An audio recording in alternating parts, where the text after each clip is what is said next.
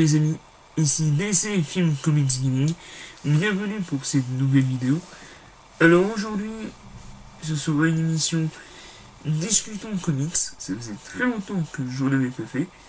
Donc le principe de l'émission, je présente un comics, je vous donne mon avis et je vous dis si ça vaut le coup ou pas. Donc voilà, donc aujourd'hui je vais parler de Cyberspectre, édité par Lion Comics.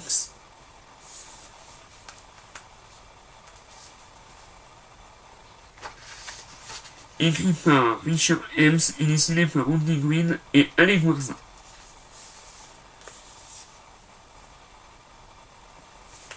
Générique.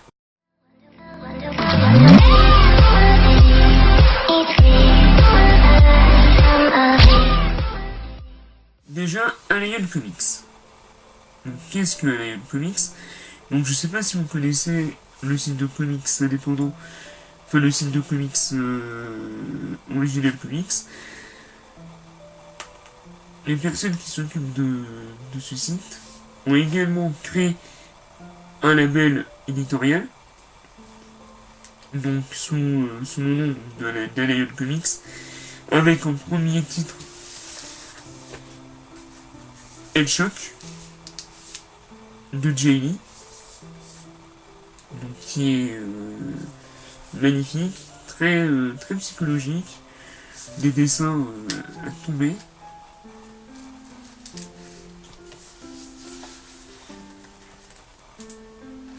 Voilà, magnifique livre. Ensuite, plus récemment est sorti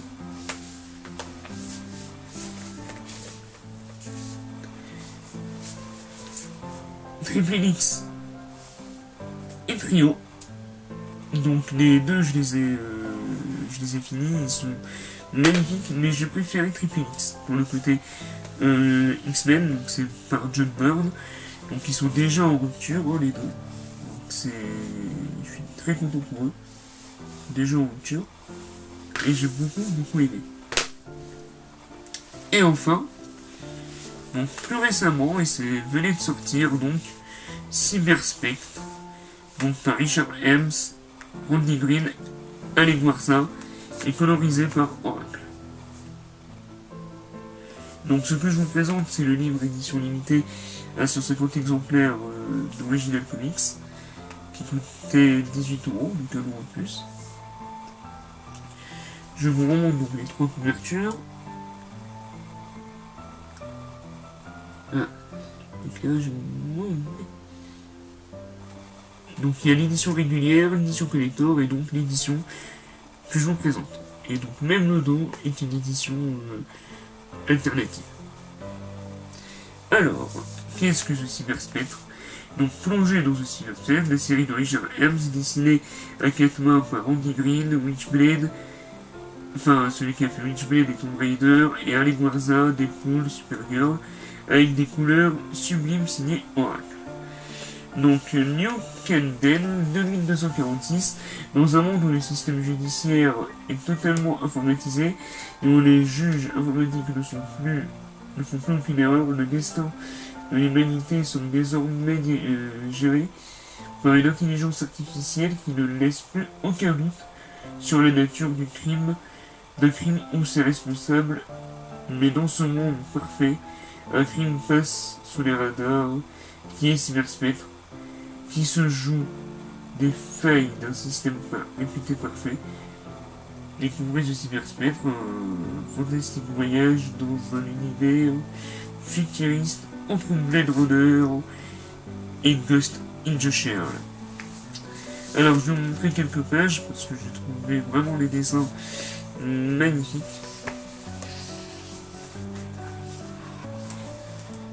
Hop.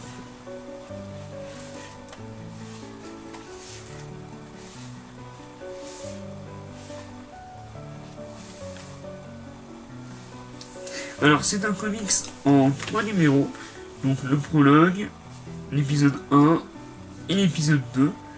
Donc je suppose qu'on aura la suite dans un prochain volume qui sortira je pense peut-être l'année prochaine, voilà. Parce que je sais qu'aux États-Unis, C'est un comics qui a été fait en Kickstarter. Donc les épisodes américains. Et du coup, c'est grâce à les comics qu'on peut l'avoir en France. Et je les en remercie parce que moi j'adore tout ce qui est science-fiction. Et d'avoir un titre qui se rapproche d'un Blade Runner en comics, je trouve que c'est vachement intéressant.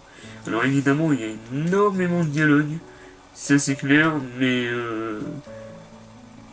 les dialogues sont vraiment ouf. Et il y a pas mal de mots vulgaires aussi. Donc c'est assez creux. Et franchement, c'est vraiment cool. Donc, si je devais le noter, franchement, je le mettrais en bon 4 sur 5. C'est clair. Et ensuite, ben, le livre est assez généreux, puisque, en plus des 3 épisodes, nous avons droit à un cahier bonus, avec des sketchbooks, des arts. Donc, le dessin final,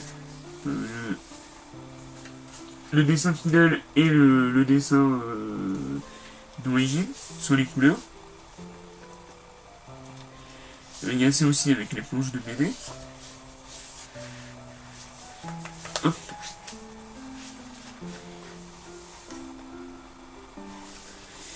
Et également, il y a une galerie de couverture. Donc c'est là l'édition collecte. Donc voilà, donc 18 € vraiment bien dépensés. Je ne regrette absolument pas. Je ne regrette absolument pas. J'ai hâte d'avoir la suite. Et en attendant, j'ai hâte d'avoir le prochain titre de la Lion Comics qui est donc Sirens.